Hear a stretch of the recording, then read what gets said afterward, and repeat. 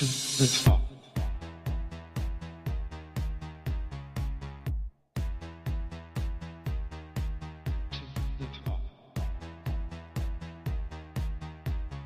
To the top. Top of the morning to you. Hello, fine people of top of the morning. How do you do? My name is Carlos Alberto Navarro. Yeah, if you didn't know that, well, that's my name. I say it every show.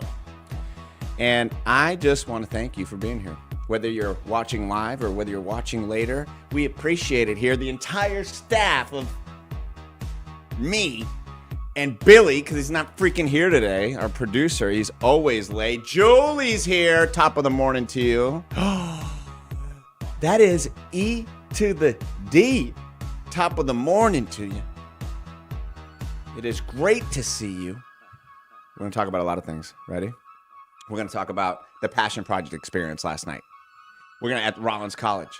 We're going to talk about my predictions. Tyson versus Paul. Who's going to win? Who's going to win that game, huh? Game. It's not a game. Boxing is not a game. Boxing is life. The Land Boxing is one of our great sponsors. Comulist.net is another one of our great sponsors. Not only do I talk about these, I eat some crickets with my daughter. I got video of all this stuff. I take you there. I take you there. I don't just keep you here. Top of the morning to you, Rachel. Good to see you. It is, I'm actually in a fantastic mood.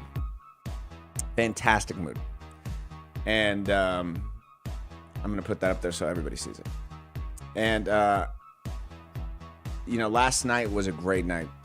Last night was a night that, quite honestly, I had been wanting to have for a very long time. And what I was able to do last night was a culmination of years of work. It's true. Last night, I was able to fully complete the Passion Project experience. And you're like, most of you are going like right now, like, what the hell is the Passion Project experience?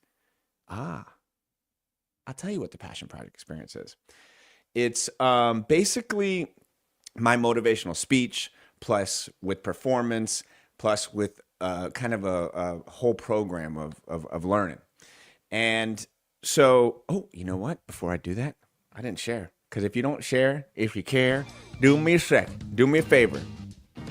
Debbie, right now, you like this, and I like you because you like this. So, Debbie, thank you. It's time to like. I only ask 17 times per show. And the reason I ask is because this is how people get to see it. You know what I'm saying? It's very easy. This is what you do. You go to your Facebook page. You make sure you're on your profile page, not your business page, because then they'll see it. Then you scroll on down, make sure you go to the top page so you know. Then what you'll see is something real cool. It's my show in the video form, real dudes. Click share, and then you say, I like this guy, he is okay. Why don't you watch this show? Don't be a bad guy in the 90s. I might have said something different because it was okay to say then. I like this guy. He is okay. Come join the fun. Bacata. That's it. That's it. Was that too much to ask? Jesus. It's all I ask is a couple shares. Cheers. All right, so thank you guys for sharing. So really, it is. Oh, my music must be too loud there. All right. So last night, Passion Project experience. Let's bring it up.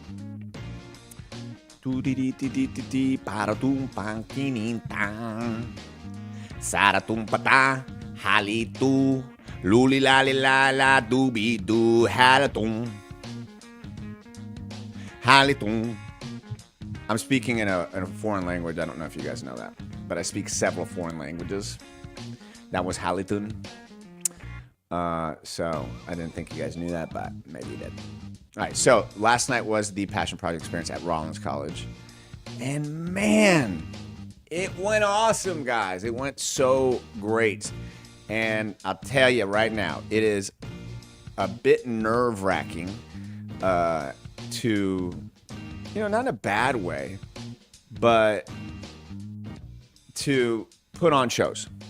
And I call it a show, even though it's a speech. And, top of the morning to you, Barbara. Top of the morning. And I call it a show, even though it's a speech. And, but it is kind of a show. It's an experience. Okay? And, my speaking started with just doing speaking. And then I was like, after the speaking, then people are like, they remember maybe a couple things and then they move on. And then I was like, let me do workshops. And I would do some workshops, and that was cool too. And I liked doing them. But it was too, like I was a teacher or a coach, and I didn't like that. And then I kind of started mixing them together. And I started giving a speech and then a little bit of a workshop with some knowledge on it, and then connecting them, because I watched this amazing con artist, card shark, performing artist named David D'Agostino. And he had this amazing show called In and of Itself. It's fantastic. And it was this like really unique show. And I was like, man, I want to add an element of that to what I do. And so I added the passion box to it. And that connects people with their passion. So they put it in the box and everybody kind of connects. Like you connect the artist with the artist, the medical people with the medical people. It's really, really, really cool. And so last night, it was at Rollins, and it was the culminate. It was the first time I was ever able to work with the students beforehand, and then literally finish with them as well, like all the way until the end. And so I would like to share with you. Here we go. I don't know why it's in tiny form, but oh well. Oh well. It's time. No vlog time. No vlog time. What do we do with them there vlogs? What the F is a vlog? Vlogs take you here and there, wherever Carlos goes, you're there with the Navlog. Some people call them vlogs, but what I know is that I take you at the studio to a place, and it's not just right here. We go Navlogs. Navlogs, we go Navlogs. Navlogs, we go Navlogs. Navlogs, we go Navlogs. Navlogs. Podcast media, he shows up, he says, YOLO's top of the morning to your bro. Navlogs.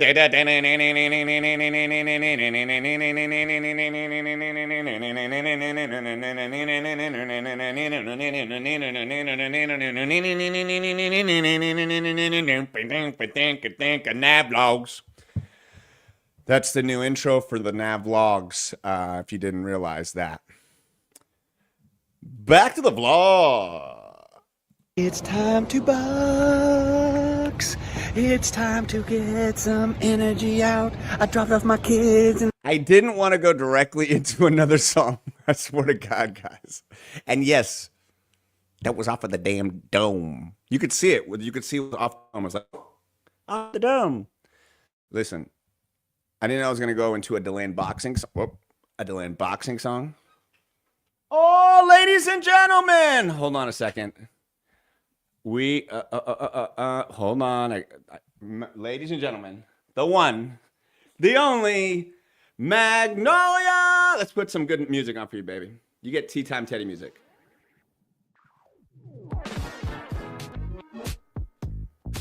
Magnolia Navarro. Say top of the morning to the audience, Magnolia. Top of the morning. Say it like you mean it. Talk of the morning. Talk of the morning. I'm here, and look who I have. This. Wow, what a. She's showing up in her underoos. In her. Okay. Come over here. Oh come my here. gosh. Okay. Love you guys. Love you. Say Have a happy good day. day, Daddy. All right, come I'll on. see you later. Come on. Okay. Thank you. Okay. Tell everyone bye. Bye. Say have a good day. Everybody. Everybody saying morning, Magnolia. Cool outfit of the day. DTF says good morning. Hello, Magnolia. Top of the morning. All right, ready? Say to the top. What do you say after that? Yeah. Oh, I love it. So, back to the show. I think I was giving somebody special music. And, after my family came, I was like, I just forgot. So, sorry. Yeah, DTF, what's up, man? Good to see you. I know that music's kind of kicking up there. I'm going to kill it off right here. Yes, she reminds me that I'm bald every day. Daddy, you're bald. And that she loves that I'm bald. And she kisses me on top of the dome. I know, when you're older and you're like, man, we're going to have kids. And another kid, and she's young. And oh, my gosh. But I'm telling you, man, especially on rough days, you come home and she is just like, and of course my other daughters too, but she's 13. She's not like the almost essence of pure innocence, at that age, And so it's just wonderful. It's just truly wonderful. Top of the morning to you, Asher. How about them magic? How about them magic? Good morning to Roberto Sanchez. And I love your profile picture. You are hunching on your wife. I love it. I love it. I love it. Yours is 21. Yeah, man. All right. All right. Oh, is it a cup game tonight? Oh, sweet. A lot of great stuff on tonight. We're going to be talking the Tyson and Paul fight later. So, we definitely got to talk about it. What's up, Sam? Top of the morning to you. All right. So let's get back to the vlog. Why do we do the vlog? Why do we do? Oh, I can't do it again because I'm about to do a song here. So let's just do the song. How about that? Now they're out. I'm gonna go to the land boxing and box it out. What am I boxing out? All the stress, the anxiety that life brings when you go to the gym and at the land boxing. You let it out. You let it out. You let it out. Let out that energy in a good way. Let out that energy in the right way. Let out that energy at the land boxing and fitness. Boom. All right. So, a couple things. How about that ass? Number one. Okay. Taut, fit. That's my ass, guys. And come on, that's a nice ass. Okay, number one. Number two, that was my Lincoln Park right there, Arnott. Top of the morning to you. So, okay, yes. Did I get a BBL? Yes, I did. Okay, I don't care. I'll say it. It was $13,000. But if a doctor looks at you, okay, and says that you can have a BBL like this, you're doing it. And so that's why my ass looks so good. Okay? Now look, this is an exercise that I don't do that often. I can't tell you enough. I know on days that you think like, oh, I'm so busy, I got to do this on that. Exercise a little bit in the morning. It will give you that energy. So I went to boxing, saw my boy Trevor, Deland Boxing and Fitness. Go check him out, delandboxingandfitness.com. Got my energy out. Coach Brad, shout out to Coach Brad. I was around other people. This is Omar. This is a dude I know just in the gym, and this dude trains hard. Now, I didn't think I would be tasting a little bit of Omar's sweat that day. Nope. I did not think that I would look. I saw Omar that day in the bag, and then before we did our exercise together, I was like, I didn't think that his sweat would drop into my mouth. Now, we were not making passionate love, nor making out, or anything like that. I don't think Omar is gay, neither am I. And if we were, maybe we'd date. But we're not. The exercise was at the very end of the class. And so he's pushing my legs down, but he is also sweating, right? So I'm here, and I'm getting But I'm like in the middle of doing these things, and I'm not gonna be like, hey man. So I just went beast mode, and I was like, screw it. Imagine, just screw it, beast mode. That's the story on that. Back to the vlog. Look at that. Let's go. Let's go. All right, it's about to be 2 o'clock, and I'm about to head in to begin the sound check, the prep for the Passion Project experience tonight at 7 p.m. And I've been just working on it all day, thinking about it all day, and you know, obviously this is something that I've worked on and done a lot of times now, but every time I try and make it better, every time I try and think of things to get more from the students, more out of it. And this has been the full-fledged one where I've literally worked with the students from the beginning now to the end. And now I just hope a good amount of students show up and are able to enjoy this. And I really feel like, man, this is something that I can just take across the nation, take it across different places, and really inspire and motivate and have people learn and enrich and get the best out of their lives. And I can't wait to do it tonight. And like I said, I'm just so grateful for this opportunity, and I pray it all goes well. Let's go. So luckily, because I'm here early, I'm walking around, I'm handing out some cards, telling people that the Passion Project experience is happening at 7 p.m. I've never been able to do this before, but this is something I wanted to do. Once again, this is like the most beautiful, I mean, I've been to So to tell you a little bit, so what I did with them beforehand was I go to the schools, I meet with the students, I select a crew of who wants to work on this show from, from top to bottom. From in front of the line to behind the line. And what that means is people who are behind the camera and people who are in front of the camera.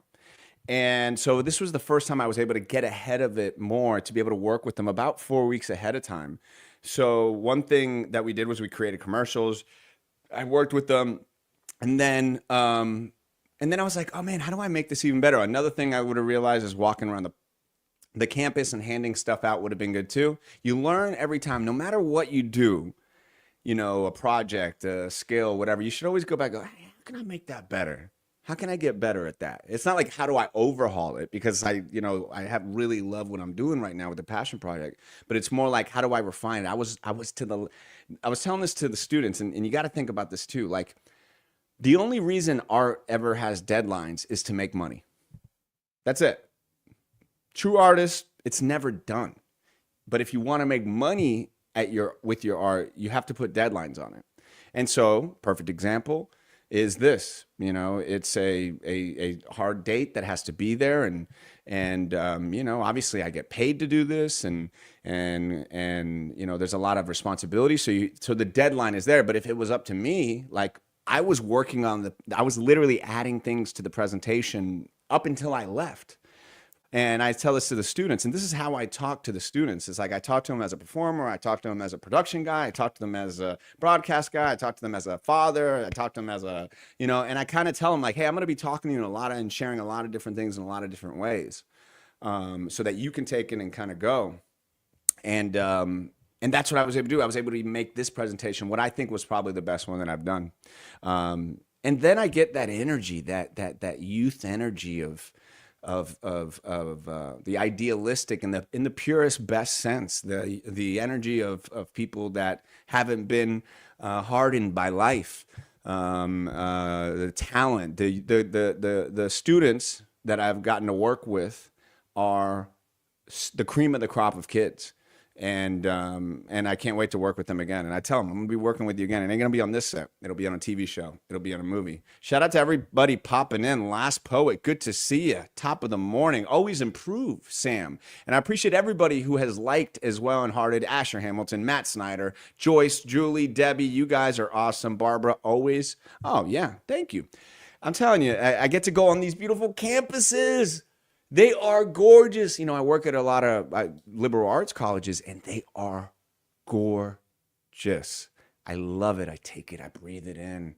You know, it's just like, man, I'm telling you, if you are able to walk around on your own 2 feet and you're able to get out of bed and you're able to not to be in pain and you're able to just enjoy your life, take it and appreciate it. So many people wish they could just be at your baseline right now. Back to the vlogs. Don't be a hog, you dog. A lot of beautiful campuses, but this is very gorgeous. And so I'm just handing out some cards. You know, this is what people don't get. Like, you have to be your marketing team. You have to be your best publicity. You have to be your #1 believer. And I could sit back and be like, well, people are going to come regardless. No, I want to hand out some stuff. And maybe I get 2 or 3 extra people. And maybe one of those people it really affects in a big way. So we'll see. Let's go. And I get a nice walk. Oh, this was so cool. I got to shout her out real quick. That's Maya. Dun, dun, And this is how you... dun, dun, dun, dun, It'd be cool if she was watching, but I doubt it. dun, dun. Like, so I watch other streaming guys. Boom. All right, so this is so cool. Shout out to Natalie in the back, who is the host of the night. You know, I sat with him. I said, who wants to host? That's what I said to him. I said, who wants to host? Because I need somebody to host it, introduce me. And Natalie was like, bah, she's in the back. She's got her head up. Hilarious. Like, funny, you know, off kilter, and had the best intro for me. She just did it, you know, and so that was great. But then Maya was another great story. So Maya, I walk in, and so I had about a group of 10 that I worked with. And when I started talking to Maya, she's like, you know, I went to Lyman, and that's where I went to school. I went to school at Lyman. She's like, you spoke at my school. And I was like, oh, my. And I remember when I was speaking at Lyman, not getting paid, you know, for years, I just would go and just speak and not get paid for this. You know, it wasn't like this, you know, and I remember thinking, like, this is cool, man. This is cool. And wouldn't it be cool if somebody later on, like in high school, I catch up with them later, and there was it. There was Maya. Star, talented, camera, editing, social media. I mean, they're all fantastic, but Maya definitely was one that stood out. And I'm very close with my TV production teacher from high school, Miss G. Shout out to G. She truly one of my mentors, and we're still great friends. And I would go back to the school every year. Every year I'd go back to the school and I speak to her students.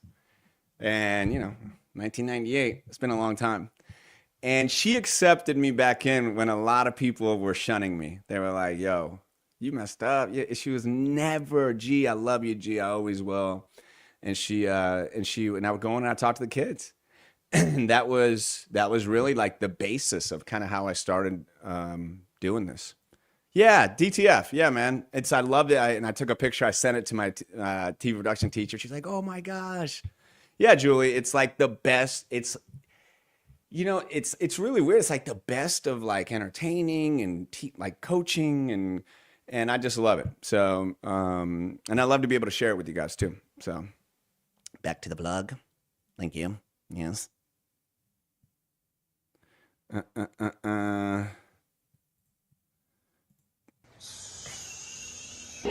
Dun, dun, dun, dun, dun, dun, dun, dun, dun, dun, dun, dun. Release the screen.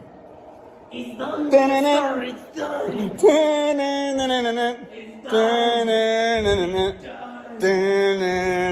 Oh, the privacy's being shown. Oh, we can't show the privacy option. Block this immediately, Ryan. So look at this. Ryan, the dude jumping around in the back, this guy. What a trip, man. Young guy, energy for days. And when I say somebody has energy, that is a high compliment. And Ryan was the cameraman. Oh, I got to text him back. He texted me what an amazing time he had. And top of the morning to you, Jeremy. Top of the morning. And he just jumped around like a wild man and recorded and just did a great job. He actually shot the social media video that you saw on the privacy Instagram. option. Block this immediately, Ryan. Look at this. We got the gear, yo. Check out this gear. Mark is here. Iron Pixel Studios is here. We're getting ready to set up. Ashley's here. Maya's here. Sky.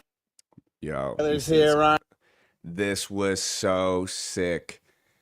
Mark, the owner of Iron Pixel Studios. So part of what I created was that I would bring in professionals. You know, I'm not a master technician of cameras or anything. My thing is kind of performing and passion and all this stuff, right? And then, you know, I dabble in a lot of other things, but like I brought in, you know, when I did hospitality stuff, I'd bring in hospitality people. Mark is a gem of a person. I will be hosting his big night next week, which you will hear about next Thursday. I want you guys to go to the premiere of his new show called The Twiddle Twerps. And I got the cards here somewhere. I'm hosting the night. It's a family show. It's going to be hilarious. If you want tickets, I'll tell you more. But Mark, I told Mark about the Passion Project experience. And I said, would you be able to? And he's like, dude, I'm there. I said, you got some students that are going to love to learn from you. The students were so excited. Mark has an amazing studio with some of the best equipment in the world. And so he was there. And like, look at their faces when they see the cameras. They're like, because I don't have all that stuff, you know? And so he brings in this amazing gear, and the students are like, oh my, and then he takes and he was showing them, you know, all the facets and what to do at a shoot. And that's my goal. My goal was for you to be able to do this and then jump on any shoot, big or small, because we're kind of showing you how a shoot works, how a show goes, how you work with talent, how you work with production.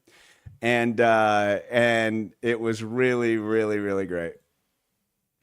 Ryan's here. Let's go.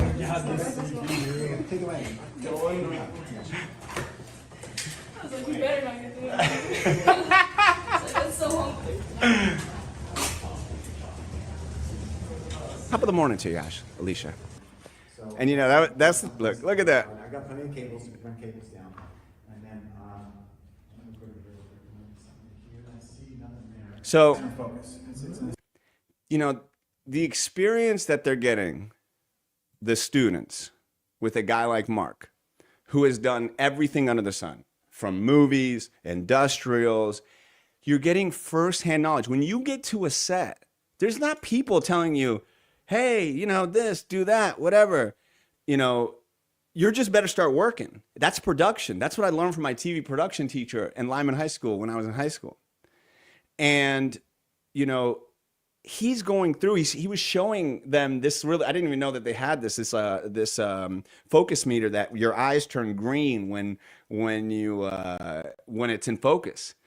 And I appreciate it, Julie. I love that you love seeing behind the scenes. If you're enjoying this, consider liking, consider sharing this. If it's on Facebook, if it's on YouTube, put it in your stories, whatever. It really helps the channel, it helps it grow. And every day I'm trying to provide the best content. So stuff like this is taking you behind the scenes. So I appreciate it. So big shout out to Mark. That guy is honestly first class. Dude, that is cool. Mark got the best stuff. And here we are. Ryan, how we doing? Yes, Ryan's good, Jimena's good, Skylar's good, Ash is good, Natalie's good. There's the passion. Oh yeah, the passion box. Oh, I gotta shut it. That's gonna be on fire here. We got the room ready in here. Bet's ready. We all ready. Hello, hello. Oh yeah. My baby. My beautiful, stunning, amazing wife. I'm so, look at you. So this is like what makes it so awesome. So, and Rachel, I don't know if I see, hey, Rachel, other Rachel, but Rachel botted this. Actually, another Rachel who's a big supporter came out last night with her husband.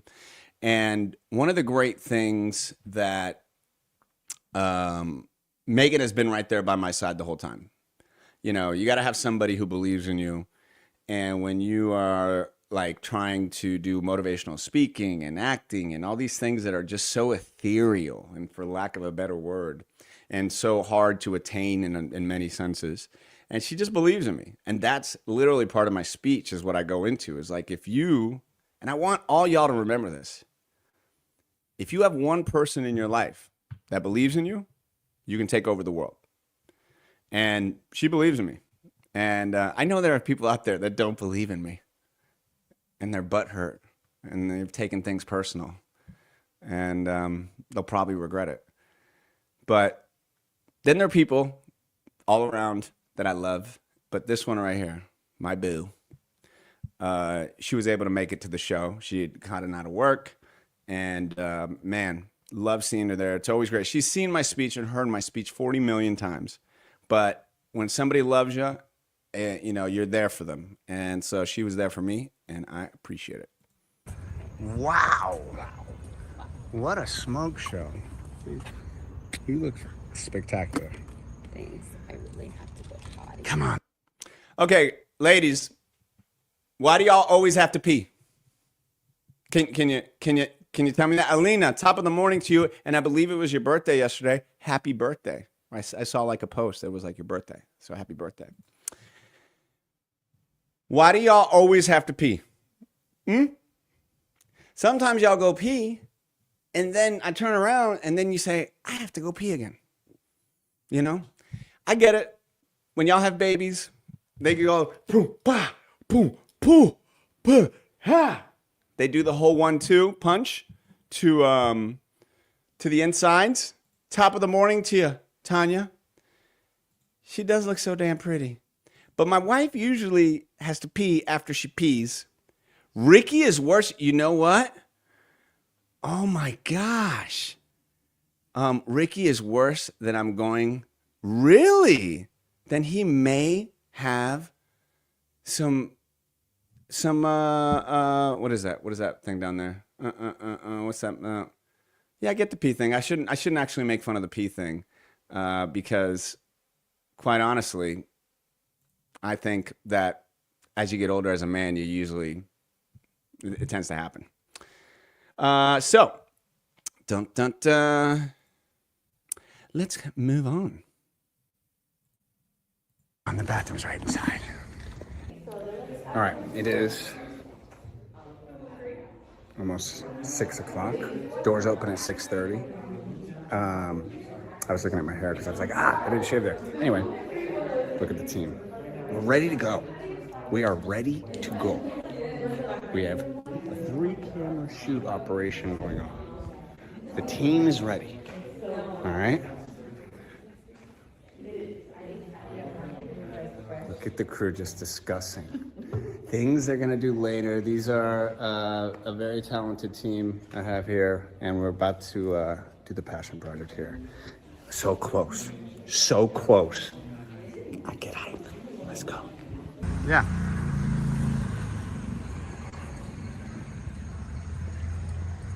Man, this campus is so pretty. At night, it looked like a movie set, man. It was like just gorgeous. So before that, you know, I got there at 2 o'clock. It's, I'm glad you're thinking it's exciting, Barbara. So glad. I am walking with my wife. It was a perfect night. And I basically just had the help and the help of the people that were there. And it was so great. You know, I redid my presentation. So it was a brand new presentation. Didn't use any of the old stuff, really. It looked, you know, some of the old stuff I was like, no, that looks too basic. Let me change it. And so luckily beforehand, I was able to walk across the campus with my wife, get some food, and check this out. Check this out.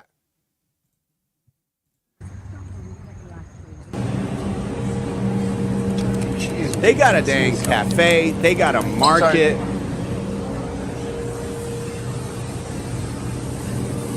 And then like the side. So, But everybody's gonna get to go up. So I didn't, obviously, I was, you know, giving the speech, performing the thing. And I was able to record this part. This is the part where people actually write in their passions, put it in the passion box, and then I go in afterwards with my team, the Passion Project crew, and we go through and we connect all the people. So all the medical people, all the models, all the photographers, all the directors, and then we bring them up on stage. And I'll have some more footage of that next week.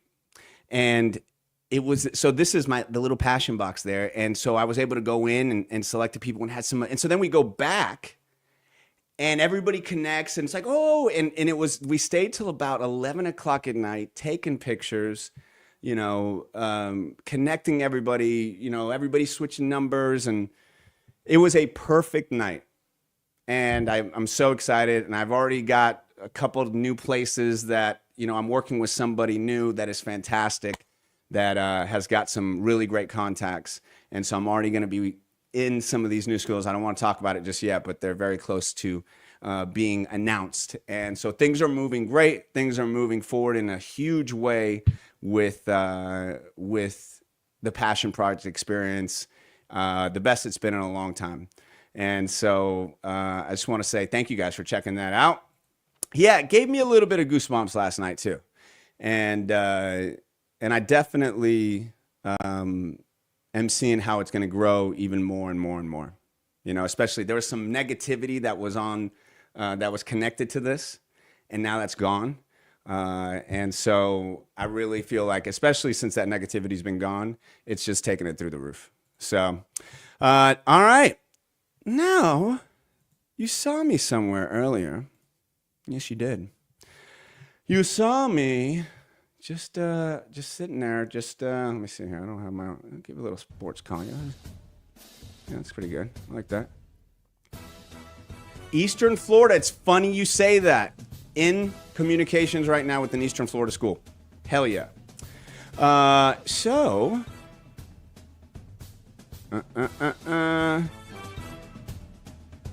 I want to show you who some of my favorite people are. And that is the land boxing. That's right. The land boxing. In fact, I would like to show you the land boxing commercial. Because the land boxing has helped to change my life. It truly has. I saw a friend the other day. Oh, Jesus, that's horrible. I saw a friend the other day, and he was like, yo, that boxing's working well for you. And I was like, yes, it is. And it can work well for you as well. Now, I know you may not live in DeLand, but let's say you live in Daytona. Let's say you live in DeBerry. Let's say you live in anywhere in Volusia County. You can go to DeLand Boxing and Fitness and do what I did, which is quite honestly just stay consistent with something that I enjoy doing. And it helped because I wasn't looking at this like, oh, I have to go to DeLand Boxing and I have to do this. No, Trevor, who owns DeLand Boxing, and his team of Bradley, the motivator, just a ton of great people welcome me in. And so luckily, it stuck with me. And so I've been working with DeLand Boxing and Fitness now, producing commercials for them, producing stuff. And so I want to show you this here. Everyone started like you. Can I do this? Yes, you can. Am I going to get hit or hurt? No. You're young, old, in shape, out of shape. Fire it, bring it on the field. Everybody started just like these guys, never having box. Give us a call.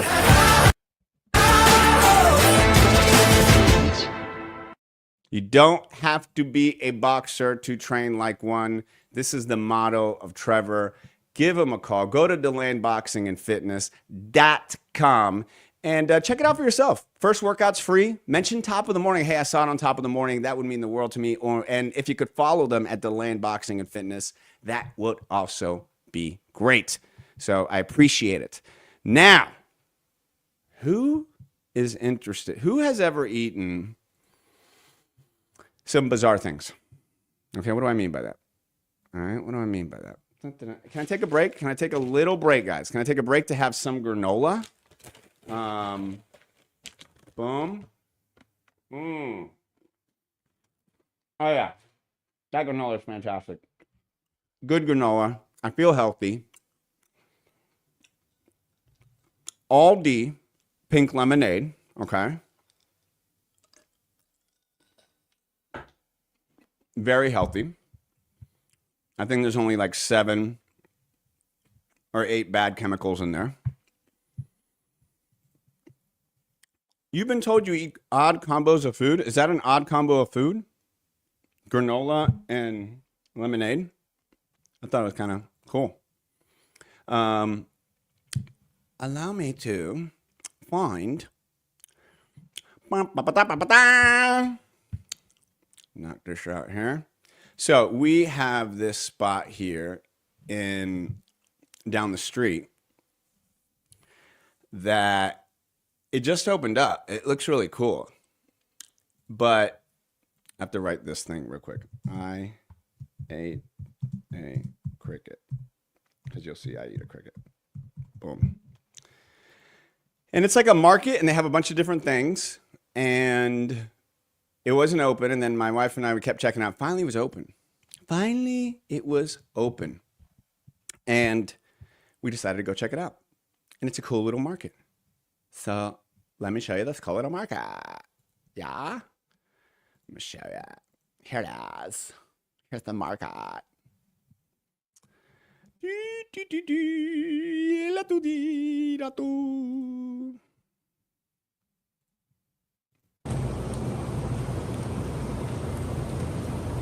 Are y'all into this stuff? Like the weird...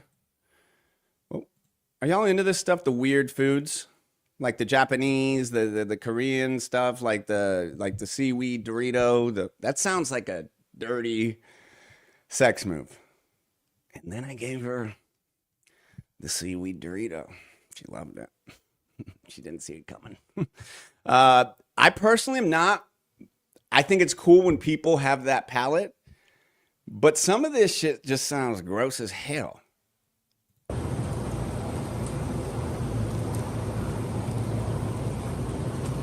Roasted cumin. Would y'all eat that? Rachel, you're not into it? I'm with you, girl. I'm not eating roasted cumin. I don't even know what exactly cumin is, but I know it's in a lot of foods.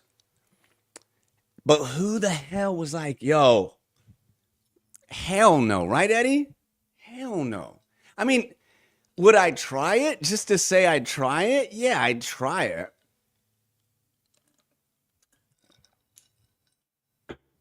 But I'm not going to like enjoy that on a Friday night watching the Tyson fight, you know? It's a bit gross. Lamb skewer flavor. Creamy lobster. Yo, how gross is this? Creamy lobster flavor. Oh, yeah, lobsters. Okay.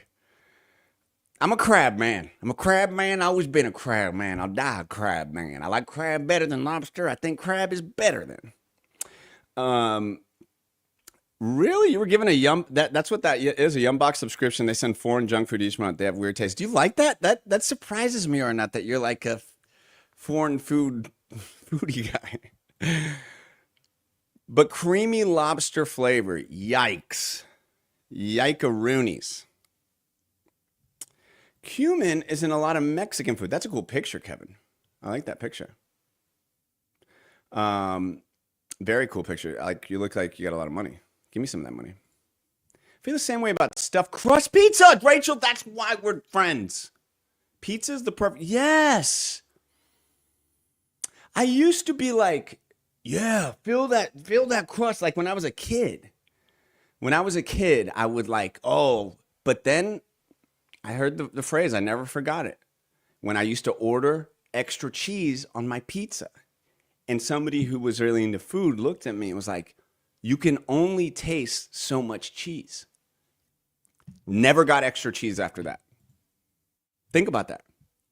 Your taste buds can only taste so much cheese. Okay? So when you're getting, especially what I used to do, extra cheese on the pizza, of a cheese pizza. So your taste buds are going, There's cheese here, and then you're like, nah, put more. It's not feeling it. It's like seeing different levels through your eye. No, it's not tasting it. The taste buds aren't tasting it. Okay? Don't do the extra cheese on the pizza. It ruins the pizza. It actually, because then now your cheese to crust ratio is too much. I'm telling you. Listen to me. I'm a pizza sommelier. I'm a pizza mamame. I'm a pizza la la la. Last point, I did quit eating cheese for a little bit. You're right, I did. And I even made a video of it. And then I realized it was the amount of cheese and the types of cheese. And then I realized spinach really F's me up. Spinach, and I was eating cheese with my spinach. And quite honestly, just too much cheese. Too much cheese in general is not good. And so my alternative was taking one of those pills where you're like your lactate thing. And I was like, I'm not doing that. So I just eat cheese. You pretty much stopped eating junk food. I scanned everything with the Yuka app before I bought it. RFK is going to rock. And so I saw that, and I can't wait for RFK to get a hold of the FDA. Shake that bitch up. I don't know why people are like, he's going to make the FDA bad. It's like, do y'all know the FDA don't give a shit about you? Like the shit that we're allowed to eat compared to other countries, the FDA is like a smoking stepdad watching TV while you're playing in your bedroom. And you're like, hey, can I have candy? I don't give a shit. I'm the FDA. I ain't your real daddy. Okay? So you know what? You're right though, DTF. You are right about that. There's so many hypocrisies in this. So many hypocrisies all across the board that we could spend a whole day laying out the hypocrisies. But at its base, what I want is all that bullshit out of our food that I eat, okay? But make the food without the bullshit so then I can continue eating my Funyuns. But take the yellow dye out of my Funyuns that could kill me. So I hear the stuff in that JFK, the RFK, because I guess he's gonna put. Look, to me, this is what I keep saying to people. Did y'all think things were that great now? Did you think the FDA, like, don't touch the FDA or it's holy? No. Our government has been bought by corporate companies.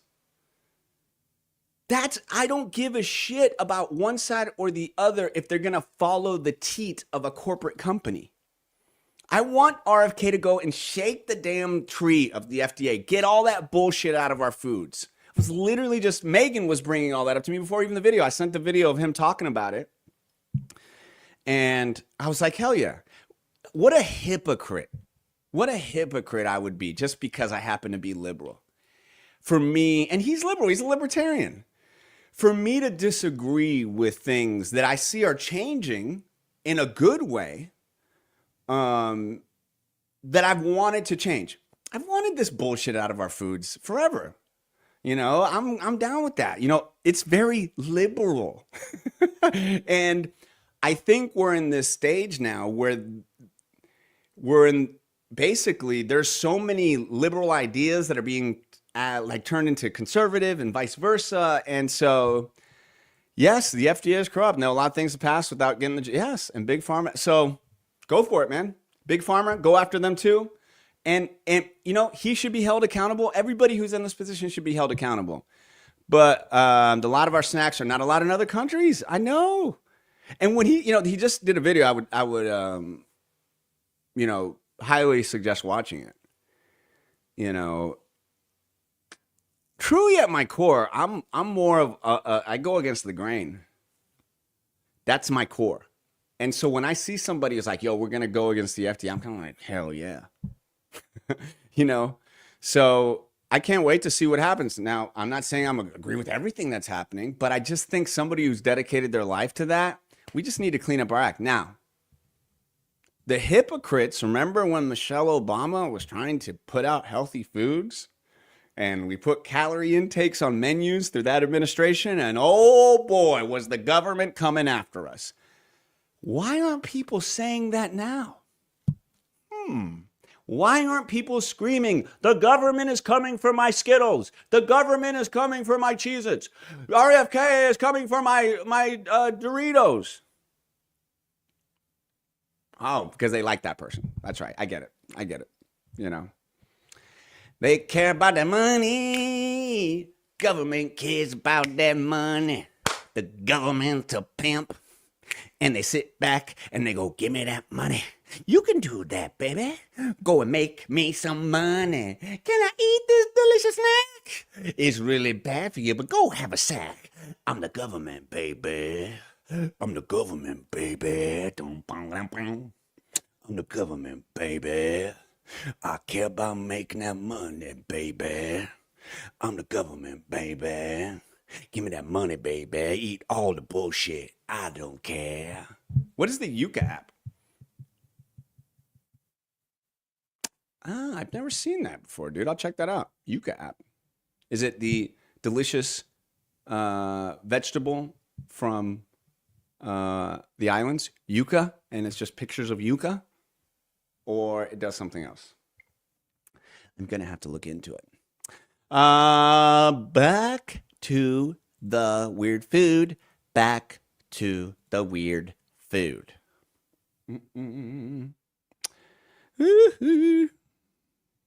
Lobster flake. Kelp salt. And then look at this. This is so sick. Look at that Cheetos. This was so cool. Look at the Cheetos with like a Japanese robot deal. I don't know, like what, like their packaging is so much cooler than ours. They go ham with it. I love it. With like a robot on it. I love it. And then look at this. Kraft mac and cheese pop. Okay. That right there has got to be the most unhealthy thing you could maybe ever eat. Literally, the video I was talking about RFK yesterday, talking about all the different additives in the foods. And if you are with me on this, Alina, Asher, Julie, Jeff, Steve, Matt, Joyce, give me a like, give me a heart, give me a share, and say, hey, yeah, I agree with the stuff. I see you guys like and share, but this is probably. So what he was talking about was one of those additives is made from like coal residue. And then they inject it to color it a certain, like a yellow. And look at the yellow on that shit. So you could only imagine the amount of coal residue that is. I was like trifecta. I don't even know what the hell it was, but I love mac and cheese. Look, don't get me wrong. I'm still going to eat that shit. Okay? YOLO. Why can't we just eat clean? They don't want us to win, damn it. I think we need help, just like with everything else. Because the corporations are like, we will profit. We must profit. We are a corporation. We are a corporation. Give us your things. Right? And the government's like, we are a fascist society and we work with the corporations and now we are just a bloated and so we just want money too. That's pretty much how the government and the FDA and corporations work. Thank you, Barbara. That was a very scientific way of showing it off. I know. It is weird that the libertarians asking daddy government tonight. It's 100% DTF. The system allowed corporations to be too damn big. Go back to 2007. Citizens United. That's when everything changed. When you allow corporations to act as individuals and they put money into the game, 2007, not that long ago, Eddie. And that's when our entire lives changed. When billionaires and companies could inject their power and influence and money into our everyday lives. That's when our backs were broken. And that's why we're living with this ridiculous, grotesque corporate greed that has inflated so many things and made it very difficult for every one person to have a job to live. The corporations give us food to make us sick and then the medicine to make us healthy. Man, I'm telling you. I'm telling you. Now, meanwhile, the government is 35 trillion in debt. I'm telling you. And you know what? I appreciate you saying this, Last Poet. If we have to have Trump, let RFK Jr. do his thing. You know, I hope more people can do this. Like, you know, you can't just go 100% on stuff like where it's like it's one wash in it all. And if you're unhappy with Trump or you don't like Kamala or you like Kamala and you don't want Trump, like, man, you're going to spend a lot of time being unhappy if you can't try and find what is the silver lining of some of this stuff for a lot of people, you know? So where is this food at? Good question. This is at a place called Bernard's Market. And it's in DeLand. It's like literally up the street from our house. They opened up this kind of cool, this cool, like a West End market kind of place. And so they got all these little different shops, and this is like a little kind of food shop. DTF, I'm with you. The vaccine stuff, I got to see exactly how he speaks about that. Because, you know, we need vaccines. We definitely need vaccines. All right. And Elon is in mode where we don't know if he's going full villain or savior. Is he Iron Man or is he Doctor Doom? We don't know yet. I think we're still in negotiations with the devil and God. All right. Corn? Oh, yeah. Would you eat that Kit Kat lemon? No? You're not a seaweed Kit Kat kind of girl? You know, Kit Kat around the world, and I know this, and the reason I'm so cultured with Japanese culture and foods is because I go to the Epcot Pavilion, and I take time to walk around Japan, and I take time to take in the culture of the gift shop, and I take time to look at all their Kit Kats. They have a huge Kit Kat selection. And there's one thing I know. If you're Japanese, you love some damn Kit Kat. And that makes me love you because on my candy bar Hall of Fame, which I'm going to pull up the music. Here it is. Here are Carlos's 3 favorite candies. Number 1. Kit Kat. Not this shit. Seaweed? Yikes. No way, Jose. No way, Jose. I like Kit Kats, Twix, and a Hershey bar. I'm basic F. I'm a basic ass dude. I'm really into Skittles right now. Really into Skittles. Top of the morning to you, Rachel. Rachel was there last night. It warmed my heart to see you and your husband. Thank you for being at the Passion Project Experience. We did talk about it a little bit earlier, and so great to see you there last night. Appreciate you coming out. And I believe, aren't you Rollins alumni as well? So that's green tea, not spinach or seaweed. Do you read Japanese? If you please. Evans? Guys, I took about 6 years of Japanese, and I can read that, and that says Oreo. Yep. Just went to the store. Here, what was the name of the store? Bernard's Market. We got crickets. And I eat crickets. I eat these. So Magnolia's gonna eat some of these. And I'm gonna eat some of these. Okay? Let's do it. I'm gonna eat all. So Magnolia's gonna eat some of these. Oh my gosh, this girl. This girl. Okay. Hey, when I do my Spanish characters, don't I do a Spanish accent? When I do my British characters, don't I do a British accent? When I do my Japanese, I'm gonna do a Japanese accent. So thank you. You should. She's amazing. So, you see that stinker right there? All right? That stinker right there is a trip. And she was like, let's eat some crickets, Daddy. So I'm like, of course, let's do it and let's record it. So let's do that. So Magnolia's gonna eat some of these, and I'm gonna eat some of these. Okay, let's do it. I'm gonna eat all of them. I'm eating them. I'm eating So here's the deal. In other countries, in a lot of places, a lot of people eat crickets. I'm gonna eat them. I'm gonna eat some too, all right? So come on, Magnolia, sit over here. Sit down. Sit down. It was. I think they had another one, like maybe salt, but I didn't see it. Now, don't spit it on the floor if you don't like it. Yeah.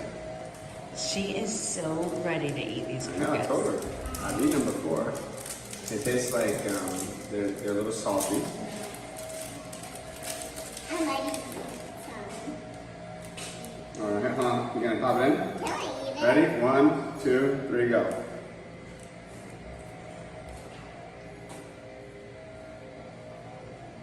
You like it? Eat another one then. Okay. Oh. Ew, don't put all those. Eat it. I think we're blocking the stairs. That's all right. I don't like them. She very quickly found out the legs and the hairs and it tastes gross. I love that you ate it. You want to? But I wonder if it was the cricket that she didn't, or just the taste of salt and vinegar. No, it's like the legs and stuff. Oh, gross. I love it that you tried it. It didn't hurt you though. I hate it. You know, it's funny that you say that, DTF. Can't get my kids to try a bite of steak, but your daughter's going in on the cricket, no hesitation. That's Noli. She's been like that. My other one wasn't. Lennon has never had a piece of steak or a hamburger. She's very much like Megan, that they have similar palates, and then Magnolia and I are kind of the same palates. And she likes steak and she likes hamburgers and stuff like that. So, you know, that's how we got that. I was, yeah, I like the fact that she's trying the different foods and you know, even if because I kind of tell her, like, hey, if you don't like it, you can spit it out. It's no big deal, you know. So, back to. So this place. Okay.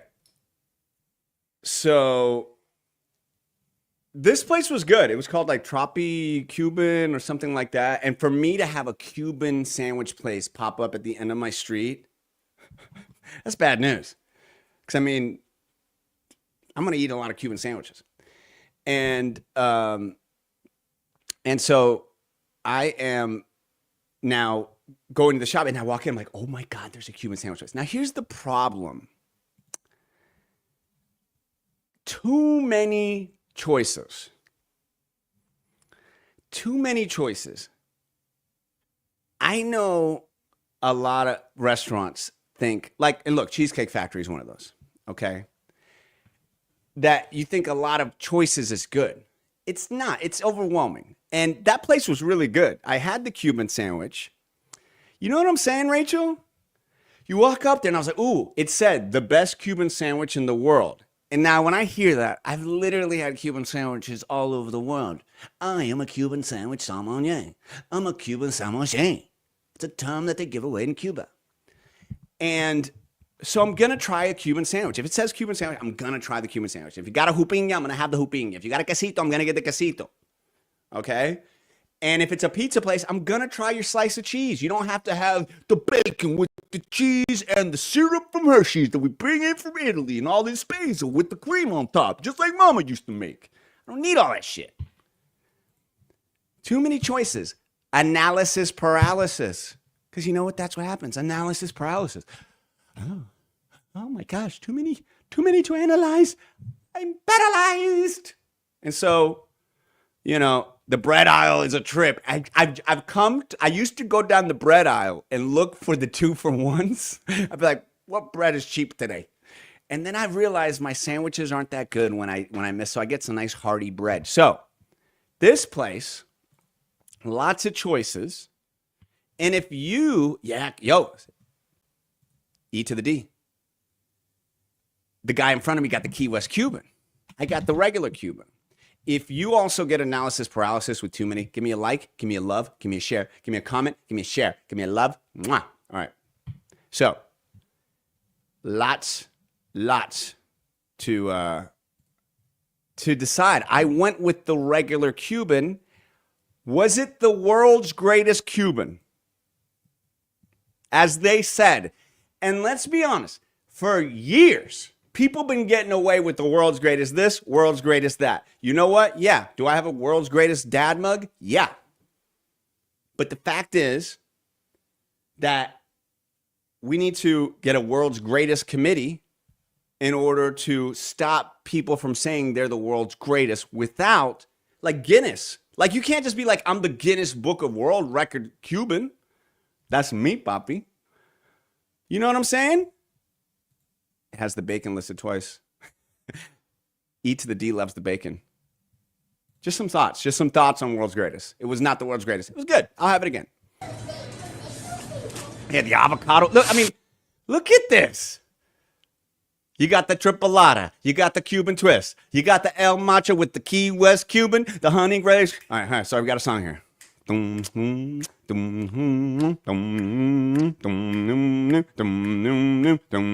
got the Cuban twist, El Macho, Key West Cuban with the honey garlic glaze. You got the avocado Cuban, and you got the other grilled Cuban. Got the Western Cuban, tornado Cuban, chorizo Cuban, El Jibarito, horseradish Cuban, guava Cuban, you're me, grilled cheese Cuban, Hawaiian Cuban, hula hula hula, Cuban time.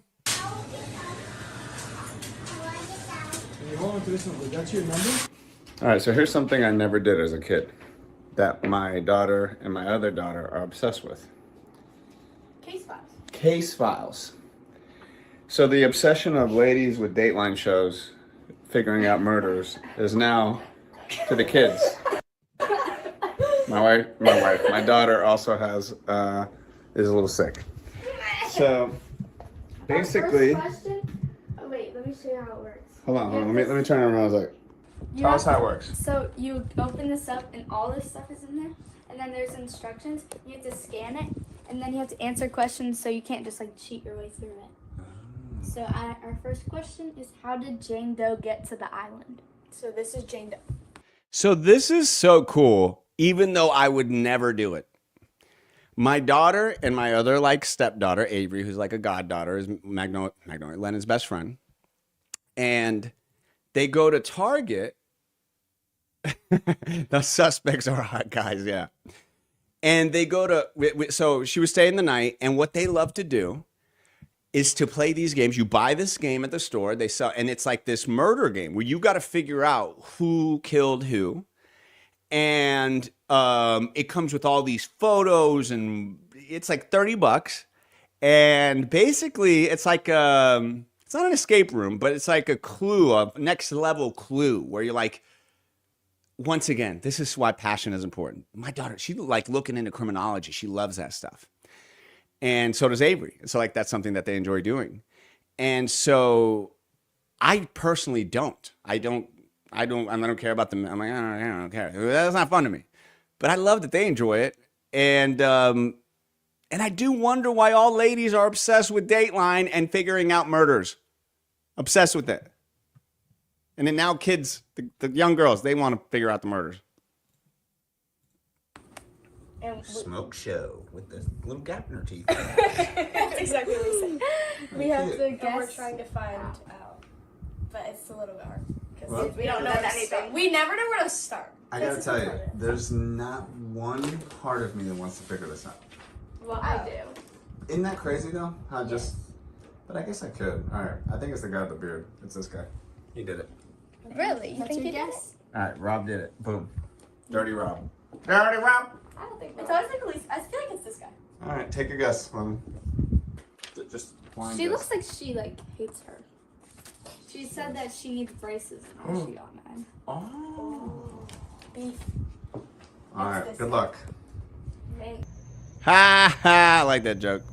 Another night. So here I am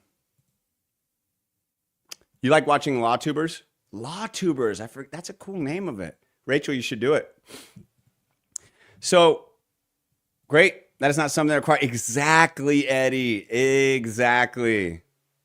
Yeah, man, that was something. Because, I told him, I was like, when you're kids, when they were before cell phones, we had a tablet and a chisel, and we would carve out drawings, and we would laugh at them, and my pappy would do shadow figures on a wall.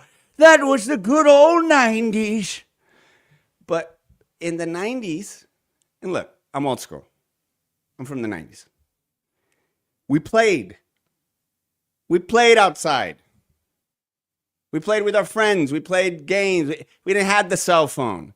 So whenever, they would get together, I hated and I'm not against them being on their cell phones together. That's like, they're going to share, they're going to just but it can't be all the time. If the only thing you do with your friend, that's what I told Len, is like, if you're just hanging out with your friends and all you're doing is on your cell phone, what the fuck is that? So I said, you got to find stuff that you enjoy doing with them that isn't connected like that. Because when you're younger, like you would stay with your friend like for 2 days and go back and forth and play this and play that, and the human interaction, absolutely, that connection of how to interact. Man, I see so many kids. I talk to so many kids. They can't look you in the eye. They can't have this like back and forth with you because they're so, I call them Tommy the Turtles. They're this, right? This. Tommy the Turtles. Ready? This is what our kids are these days if we don't know. They turn into Tommy the Turtles.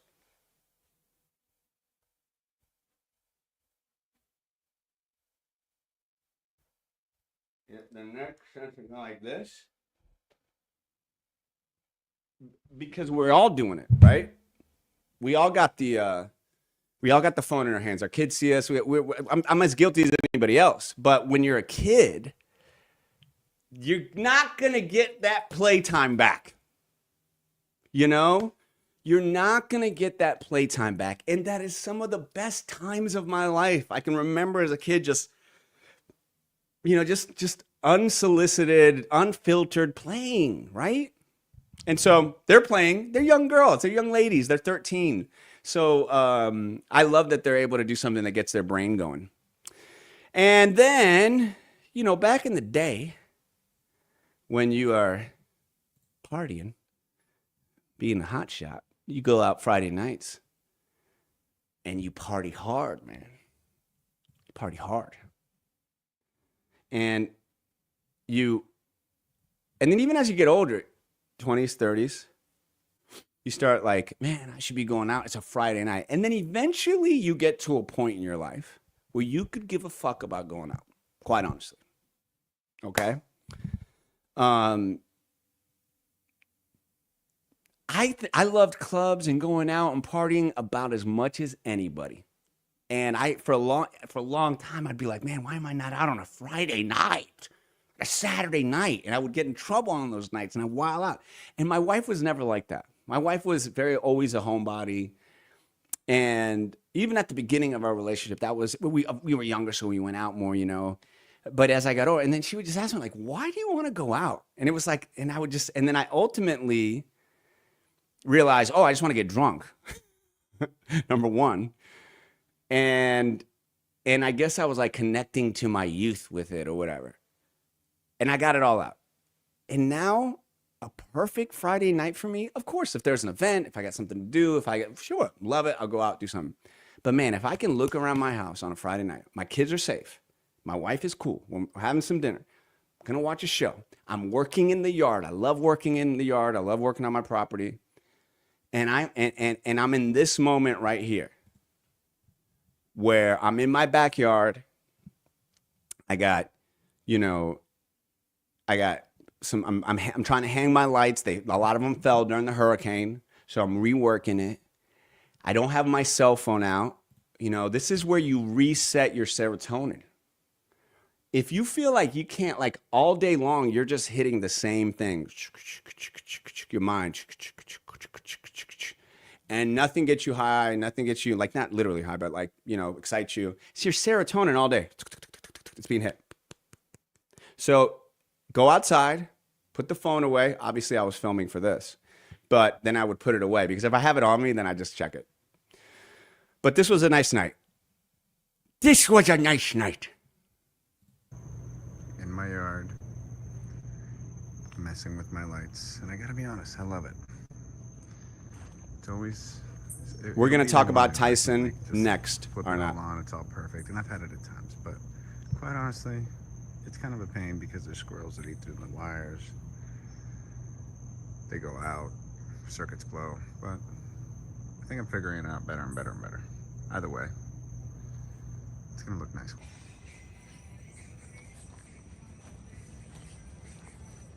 So I got them done. And now I look out there and I see my lights and it makes me happy. And F them squirrels. F them squirrels who eat through the wires. So let me say it again. Let me say it again.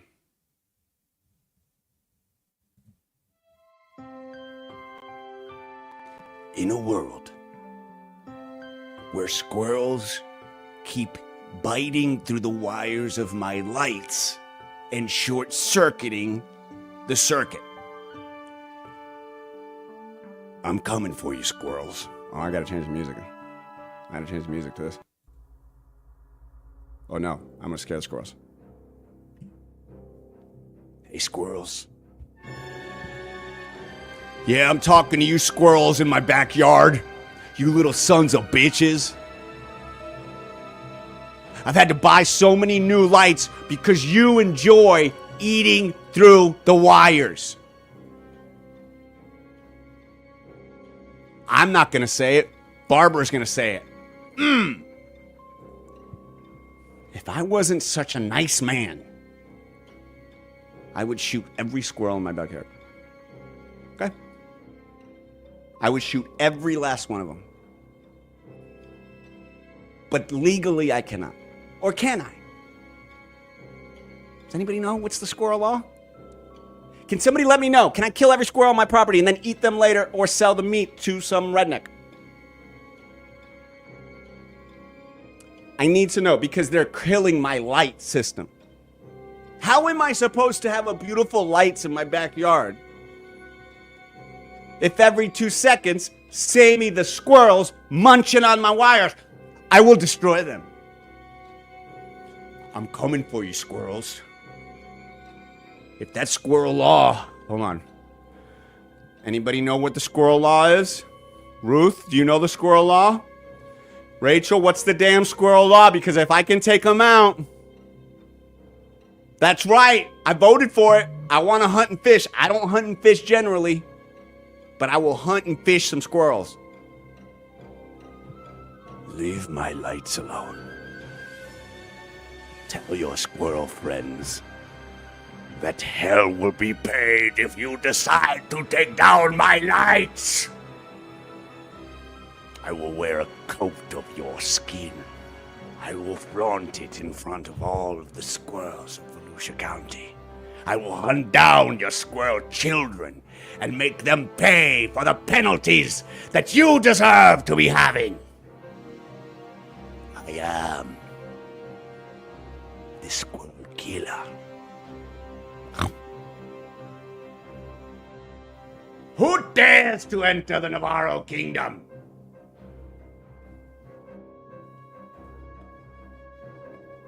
I'm a varmint hunter. I've always been a varmint hunter, and I will die a varmint hunter. And you dare not cross my path.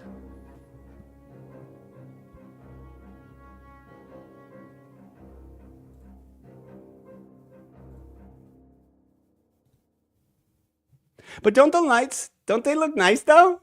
Don't they look nice? Look at them. They look so nice. Ah, that was it. Oh yeah.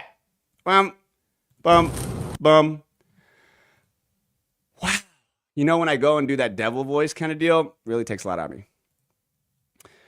Really takes a lot out of me. But I do it for you guys. I do it for you guys. So. Did he kill him? I mean, what did he do with him? All right. So I think it's time for a little, yeah, I need to stretch.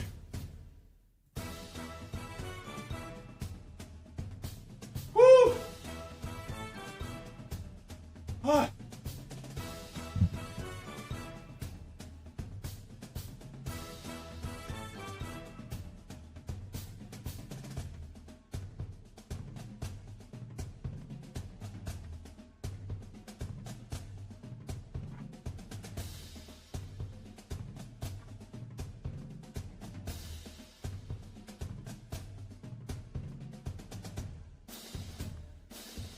That is my goal. Barbara, that's my goal. And I appreciate it. That's my goal with this show. So thank you. All right. Before I get going into the next segment, and thank you, Julie. Appreciate y'all. I got to get your comments. I got to get your, first off, you haven't liked, you haven't shared. Take a second and do that. That's how you get the world to care. And Meredith, good to see you. Linda, Susan, Jeff. Love you guys. Thank you, Barbara. Thank you. All right, so let me pull up what I wanted to pull up here.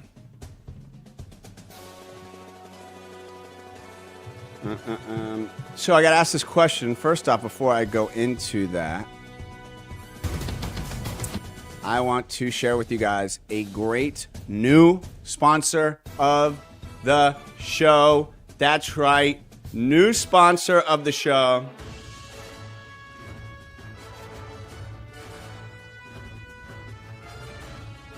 Ladies and gentlemen, the new sponsor of the show is Comulus.net. I am so excited to share this with you. When you see that I have sponsors, that means the show is succeeding. That means the show is able to go on.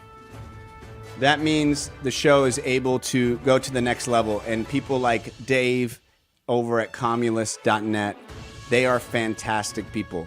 And what do they want for you? Well, they want you to not have headaches in your life. All right? And you know what a headache is? A headache is dealing with internet issues. Oh my gosh, it sucks. Okay? And so what I want you to do is head on over to Comulus.net. And what they can do for you is make your life a lot easier. All right? They keep things simple because who wants to deal with dropped calls and endless devices, right? Comulus has got your back. They're all about creating a communication system that fits, getting your system to work the way you need it to. No more complications, no more headaches. Give them a call. It's 321-259-3242. You're going to talk to one of their specialists, and they're going to say, you know what, Carlos? I mean, I guess if I called, they would say, you know what, Carlos? But if you call, they will say your name. And they're located in Melbourne. They're a fantastic company. They just wants to make your life easier. They were founded in 2017, a team of dedicated professionals that strives to provide companies with a better telephone experience, whether it's internet, whether it's, whatever your business needs, and they will find the communication solutions to fit it, adjust to new situations, and remain cost effective. Message them. Save now at Comulus.net. That's right. Save now at Comulus.net. And you can get an assessment on your company, on your internet, and actually be able to see if you can save some money. So check them on out.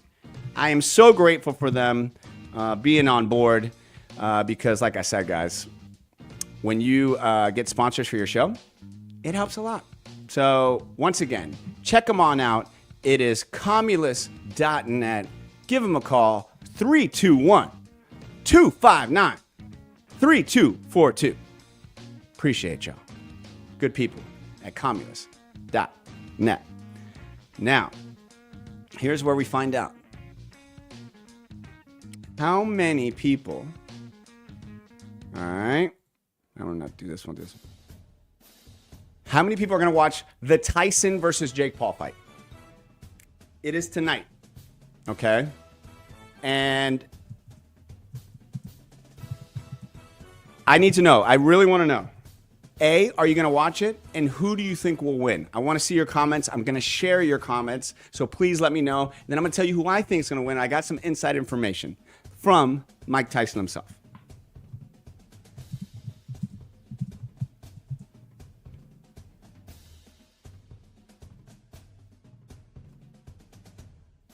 All right. So,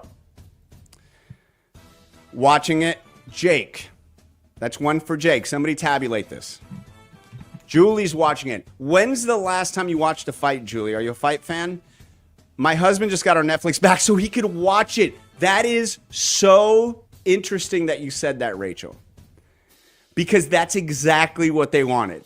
And I was like, damn, pretty much everybody has Netflix. But listen, look at that. Your husband got it back just to watch it. Man, this is truly such a huge fight. Think about that. I think Paul wins, unfortunately. Watching it, hoping for Tyson, but think Paul will win. Me too, Eddie. So right now, it's kind of overwhelmingly that Tyson is not going to win. With ads, though, which is so annoying. Oh, you didn't get the full thing without the ads? Oh, I get it. Whatever. You know, especially if you're not going to keep it. There's some good shows on Netflix, though, right now. I recommend. So, you haven't cared about prize fighting in 10 years. E to the D. You are missing out on some amazing fights, brother. Boxing is great right now. Jake's going to win because it's rigged. Okay, I'll tell you right now. It's not rigged. It's not rigged. Especially this one. The Roy Jones fight with Mike Tyson was a no knockout clause. Dave, Iron Mike. I love that picture too, Dave. Iron Mike by knockout, round 2. Let's go. Let's go. Let's go. Let's go. Odds are in favor of its being rigged. More the reason to watch. You need to catch up before we cancel again. You should. There's a lot of good stuff. 14-ounce gloves, yes. Okay, so we're going to go into these things now. All right? So thank you guys for sharing your thoughts on that. Now, so a lot of you guys probably aren't. First off, I got to show you this. So this happened yesterday.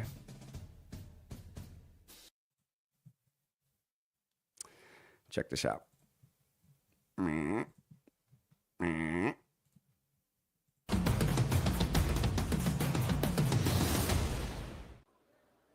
And now coming by way, Paul. So we got Jake Paul here. Roided to the max. I'm talking the kind of steroids that would put down a horse. Paul's on the kind of steroids that Lou Ferrigno looked at and was like, I don't know. Paul is on the kind of steroids that when they put up a bottle of steroids and it just has like a skull and it says steroids and then like maybe XXX cross and skull bones because it's so bad, Jake drinks that. They don't test beforehand. I think Tyson will back him down and Jake is not used to being manhandled like that. Yes. Arnott thinks Tyson is too old and more importantly doesn't have the same crazy. That was his fuel. I can agree with parts of that for sure. But we're talking a guy who doesn't walk around. Jake is now walking around at 230 pounds, okay? Weight in boxing makes all the difference. It makes all the difference. That's why there's different divisions and they go down by 10 pounds or 5 pounds or whatever the hell it is, right? Because it is such a difference, and that's why heavyweights knock out people with one punch. It's the pack of the punch. It's the pack of the punch.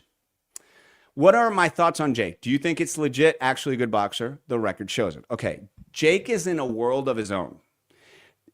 Boxing is not it's not a sport like basketball or football or baseball. It's its own thing. And it is prize fighting. At the end of the day, people box not just to get beat up in these tiny gyms and these cool halls. No, it's to get to a point where you make money, right? Prize fighting. So the reason he is able to do what he does is that he circumvented the system, okay, because of his notoriety and popularity. So what he's been able to do is grow his boxing career in a very unorthodox way. Most people, and I see this because I literally, announce these, and I work with, and I go to DeLand Boxing, and Trevor, who is one of my great friends, puts on these shows. So the way you start boxing is you want people to come watch you box, because then that pays for the admission for the boxing promoters to put on the show, because it costs a lot of money to put on the show. There's a reason Netflix is doing this and nobody else. There's a reason the Saudi Arabians are doing all these big fights, is because they got so much money, they don't know what to do with it. But the majority of people who are trying to put on a boxing night, man, it is so, I just did one and I work with the promoter, and you don't know if you're going to make money or not. Okay. So I say that because Jake was able to go around it all. And then because of his notoriety, and because people really wanted to get his ass kicked, he started with these basketball players, these retired fighters. And so he didn't go fight these non-pro fights. He went straight to professional fights, and he chose his opponents. And in the meantime, he was being trained by the best of the best. And he still is being trained by the best of the best. But he never had to go fight 30 amateur fights and then 20 or 15 pro fights before you got to one shot where you were going to make any money. You got to understand, these boxers are not making any money. So what Jake Paul has done, I am not totally against what Jake Paul is doing. I like what Jake Paul has done in the sense of he has brought boxing up into, he started this whole YouTube thing, fighter thing. They see a means to it. The ones that worked out, it worked out. But he has now become a good boxer, okay? But he's only fought one real boxer, and that was Tyson Fury's brother, Tommy Fury. And Tommy Fury won. Tommy Fury now, to me, is still not even a 58-year-old Tyson. Okay? The 58-year-old Tyson, to me, is still going to be a harder matchup than a Tommy Fury, where he's not even a great boxer. So boxing, so who else has Jake fought? So Jake has also fought Mike Perry. So who's Mike Perry? Mike Perry is a former MMA fighter who went to bare knuckle fighting and was successful in both. He's actually an Orlando guy. And so he fought Jake Paul in a boxing match. And yes, Asher, he fought Tyrone Woodley. Tyrone Woodley was the first one that he knocked out. Jake has a very strong, I believe it's his left hook or his right hook. Very powerful right hook. So you get hit with that, and he dropped Tyrone Woodley, who was a former UFC champion, a badass champion. But he wasn't ever a boxer. Boxing and MMA are two entirely different things. And that's what we're seeing with these MMA guys that move up to boxing. It's just a different thing. So Jake was able to beat Mike Perry, who everybody thought, oh, Mike Perry's going to kill him. He's a maniac. But Mike Perry doesn't know how to throw the jab, keep it out. He's a brawler. Mike Tyson has forgotten more about boxing in the past 5 years than Jake Paul will ever learn. If there was a boxing historian, it would be Mike Tyson. Okay? If there was a and truly he is a boxing historian. The way that Mike Tyson was created was through Cus D'Amato. And Cus D'Amato was the same person that trained Muhammad Ali, the greats of our world. And he found Mike Tyson at a young age, 13 years old. And he said, you're going to be the youngest heavyweight champion in the world. And he trained him in a way that nobody had been trained before. He fights a particular style of fighting, which is called peekaboo. Okay? So peekaboo is not a traditional style of boxing. In fact, barely anybody fights peekaboo. It's extremely difficult to do. It's not a straightforward boxing stance, okay? So when you fight straightforward, you move forward, you throw a jab, you got your straights, you got your lefts, you got your rights, you got your uppercuts. When you're in peekaboo, you're always moving back and forth, and your body is shifting. So that's why with these Mike Tyson punch-out games, you'd see him, he'd shift here, and you'd see him when he knock out people, and he's in a different spot. So you're like, oh, I'm here, I'm throwing the punch here. You think he's going to be there? No, he's already moved and getting you up here, right? So he's never fought a guy like this before. He's never fought a guy who with one punch, I don't care that they're 14-ounce gloves, our head nods are heard through the YouTube. I like that. Aren't heard through YouTube. So this is a different style. I don't care what boxer you bring against him to train him. It's not going to be Mike Tyson doing his peekaboo style. Okay, so look at this dude. He is a specimen of a human being. He is 58 years old. Yes. Where are we at? They gave him the good stuff. He's on his testosterone replacement too. There ain't no doubt in my mind that Mike Tyson is on testosterone replacement, and that's okay. Because, like I said, Jason has more drugs in him than Walgreens, okay? I just saw the Mike Perry interview, and Mike Perry was like, they didn't drug test us. He's like, Mike Perry was like, I've been fighting professional for a long time, and I've been, drug tested every single time. And before the Jake Paul fight, they didn't get drug tested. Shocker.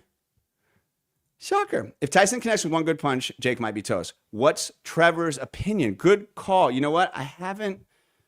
Let me text Trevor. Good call. Allow me to text Trevor. We should ask ChatGPT. We should ask ChatGPT, right? I'm going to text Trevor real quick. Trevor owns the Land Boxing. He has put on more fights. He literally has worked with all of the greats. Who wins?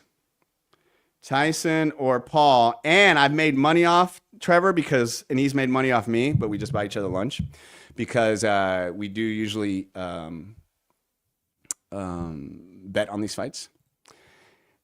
Is Triple T going to watch the fights? You know what? That's a good question. I got to see if Triple T is here. I'll ask. So,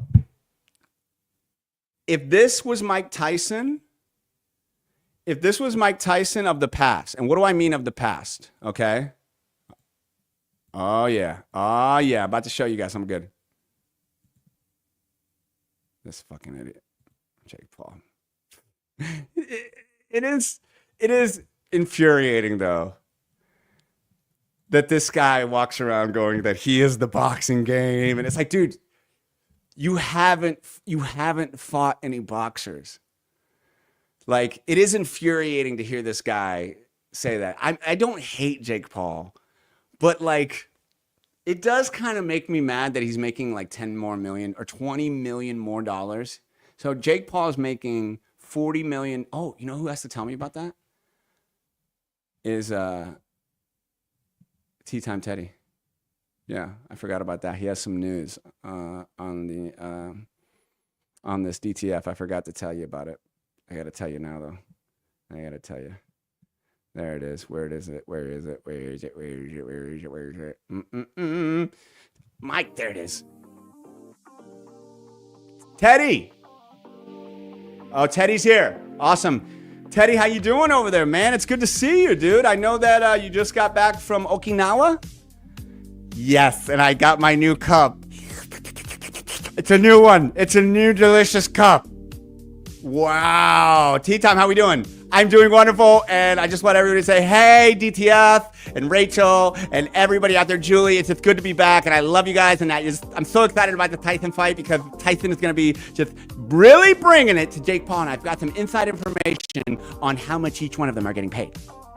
Ooh, we got some new inside info on how much they're getting paid. Okay, so tell us, what's the tea time on the salaries?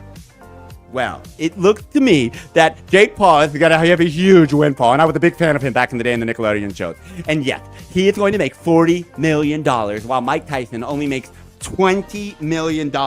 I know it's a huge disparity. I don't understand why, because I'm going to watch. I'm going to be with my husband, with my kids. We are flying out to London in the morning. There's a huge origami festival in London, and I'm one of the presenters. I'm on the commission. I'm on the board, and we will be watching it, and I'm cheering for Tyson. Let's go, Big Mike, Iron Mike. Let's go. So tea time in the house. They love you, tea time. Hey, tea time. Kanash. Cool name, man. Kanash.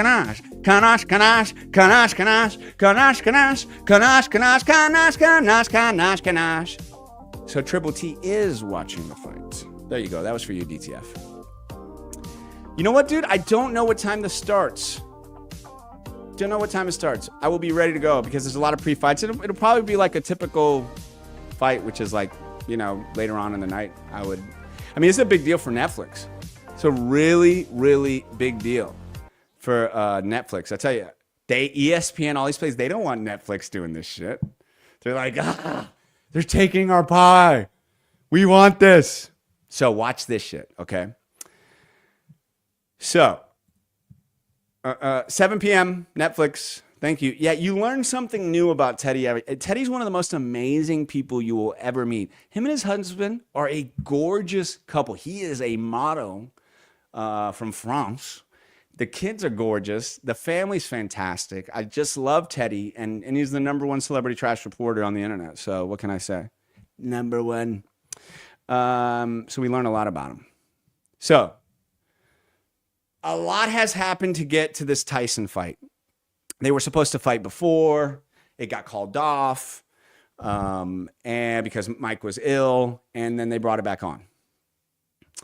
This is the face-off. So every fight has a face-off. Ooh, Trevor wrote back. Or not. Here we go.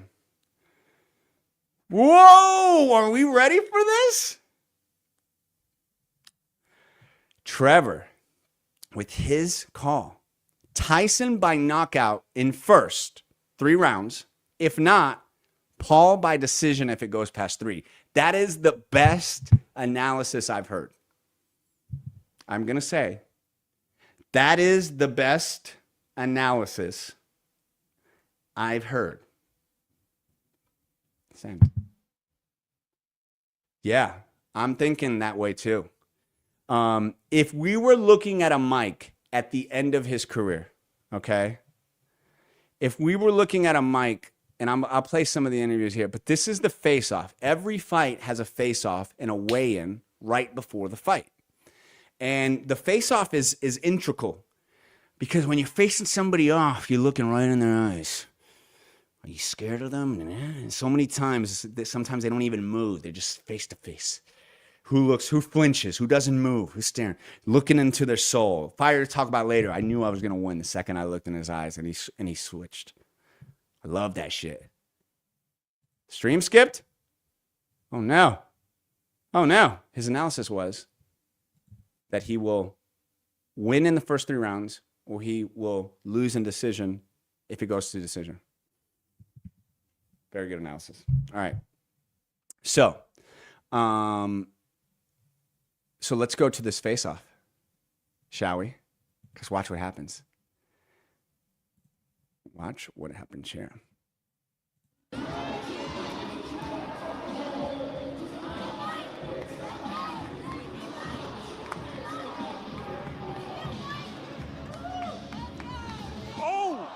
Boom, Bakata.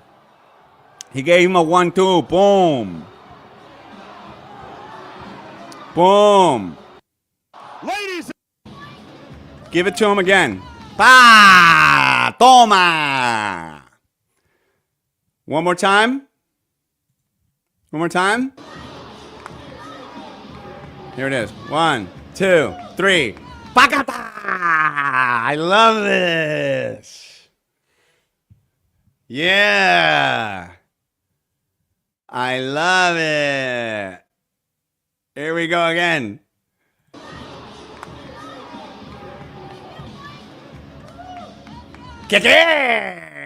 Man. Yes.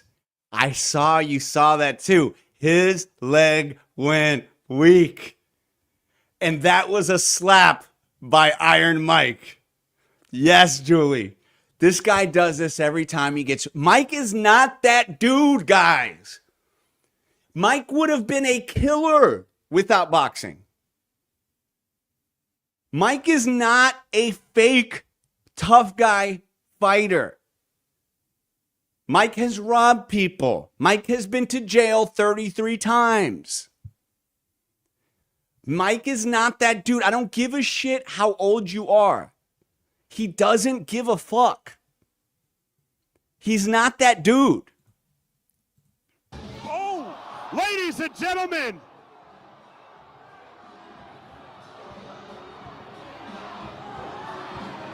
And then this is what happens when you got, look at this. Tyson. Get a quick word with Mike here in a moment.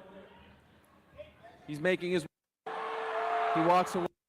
Why did you the thoughts that are going through your mind right now? Talking's over. Why did you push him there? All right, that's it from. That's what how a killer acts. This is how a fake killer acts. Mike Tyson. He walks away. Jake, he says the talk is over.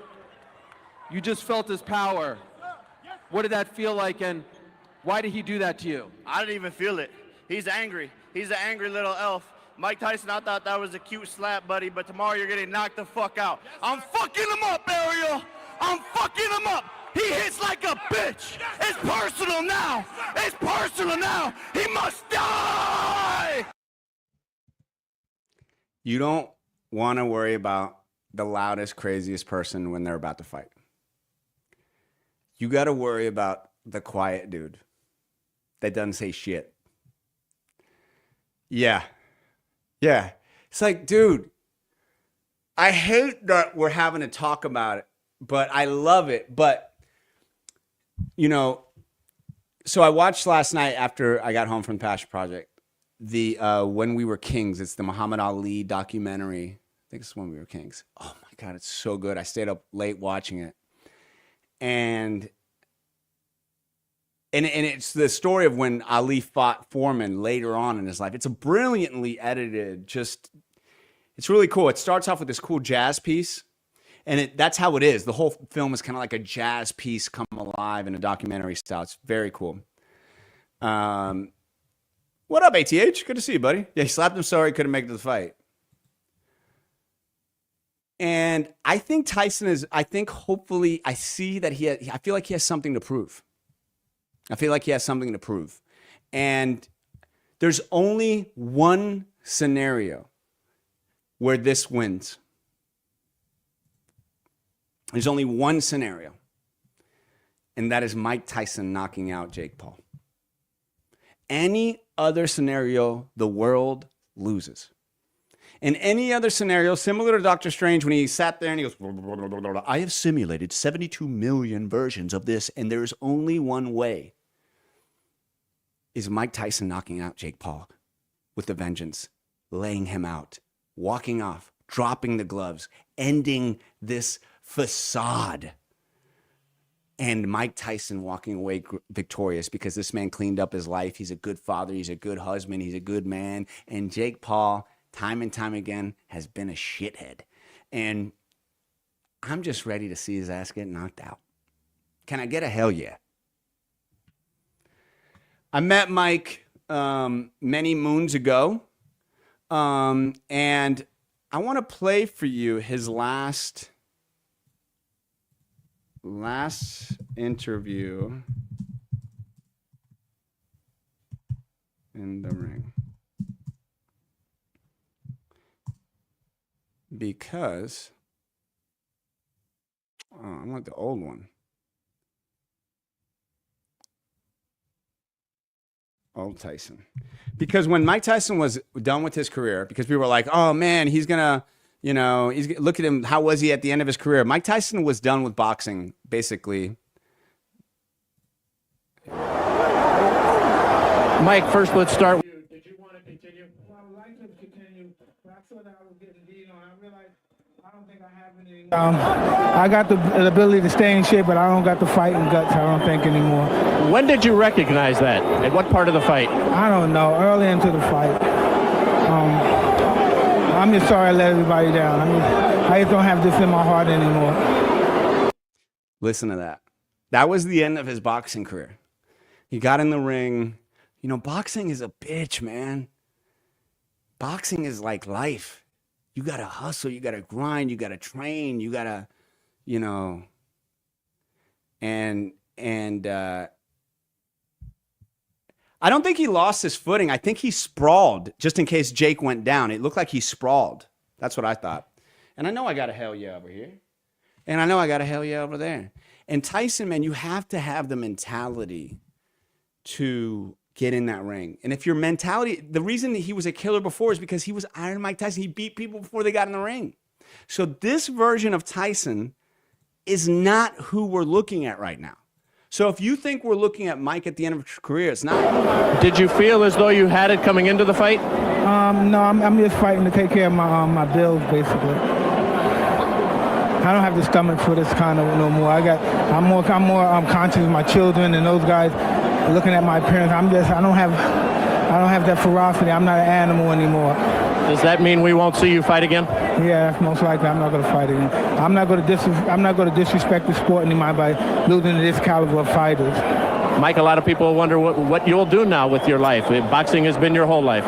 Well, I'm sure I'll find something to do. So what did he go do? He went and did a lot of cocaine. He went and did a lot of drugs. He went and partied. He went and almost killed himself many times. He was deeply depressed. He lost his daughter, his 4-year-old daughter, in a horrific accident. And we almost lost Mike. I know a lot of people, his past, look into the case that was his case. It was a long time ago, and it would have may have been thrown out these days. And I grew up watching Mike with my mom and a lot of people, and it was almost like he was symbolic of that time of like just this ferocious animal in there, and we cheered him, and then eventually everything kind of got to him, and he almost lost it all, like he just was losing it. And then his wife really came into play and saved him, and he got off the hard drugs. He just smokes his weed, and I tell you, man, he's like a modern day Socrates. It's a weird thing to say about a guy like Mike because we all perceived him to be this dummy in the past. In the past, they would make fun of him because they would do his voice and he would sound silly and everybody would say, yeah. But he was always very intellectual. He just, and now he speaks. He's met everybody. He's met every king. He's met every famous person has bowed to his feet. He's gone all around the world. He's made $1 billion. He's lost $1 billion. I like listening to people who have lived a life and fucked up and are able to come back and go, hey, you might want to do this. I fucked up here. I did that. And Mike, I got to meet him. I got to meet Iron Mike Tyson. And it was the craziest thing. I've always been a massive fan of his. And then one day I am hired to do a motivational speech. And the motivational speech is about mindset and being a champion. And next thing you know, I'm walking into the place, and the person that hired me, shout out to Brad, very nice guy. We're walking in, and who I was speaking to was, and let me put this up here. Oh, am I sharing this with you right now? Hold on one second.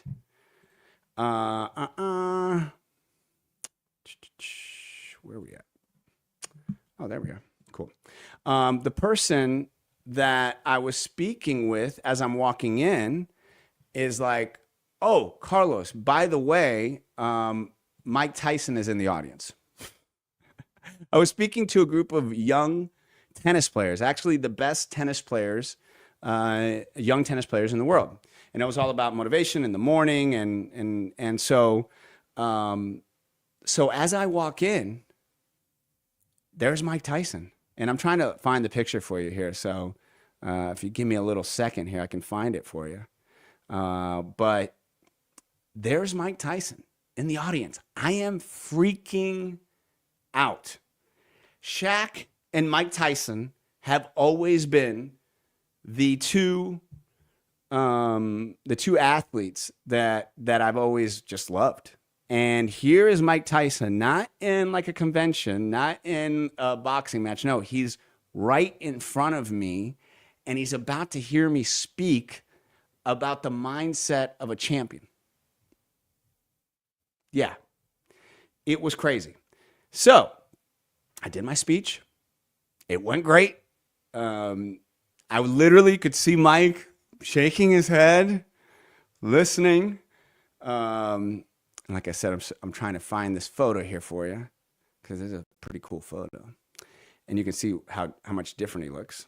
And then I was like, I knew I had to talk to Mike afterwards. I knew I had to figure out a way to talk to Mike. And so when I went and looked, he was gone. And I was like, oh, damn, he left. And then he walks back in with his wife. And we're at a hotel, at some random hotel. It's not like anybody was expecting Mike Tyson to be there.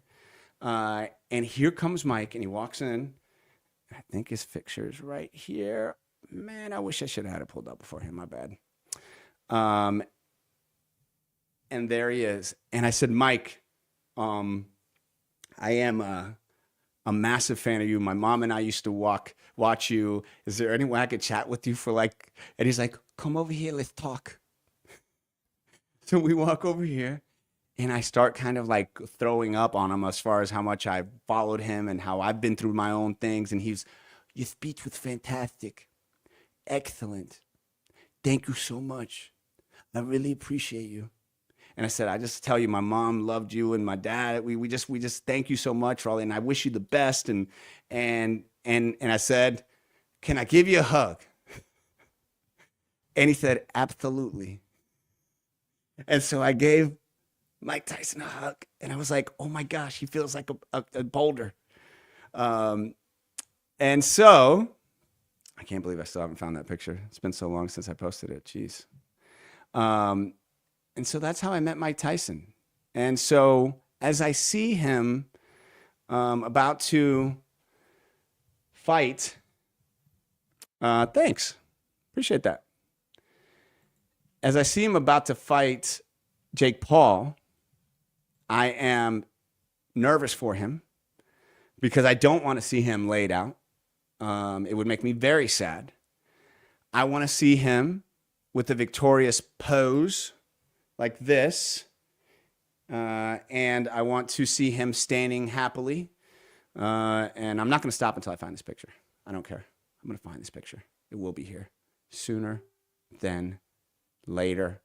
But, and what kind of fan would I be of his if at this moment I was like, I don't got your back? There it is. There it is. I found it. Should have had it up the whole time. So stupid.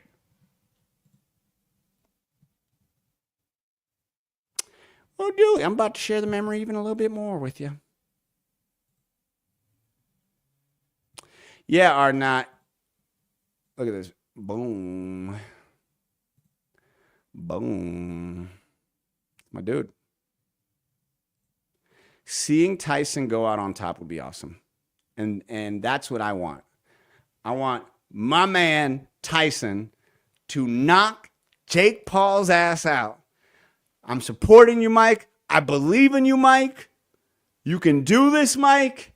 This is what supporters do. Through the good, through the bad. I got you. All right? Yeah, man. I should frame that bitch. I'm going to frame it. So, we're going to do it, Mike. We're going to do it, Mike. We're doing it. All right? And I know that tonight Mike's going to win. 2 hours, baby. Who does 2 hours straight? Me. F all the haters. I thank you guys for being here. I appreciate all y'all for being here. I am so glad that Top of the Morning is going well, that you guys are enjoying it, that you're here every single time. I appreciate every like. I appreciate every share. I appreciate every heart.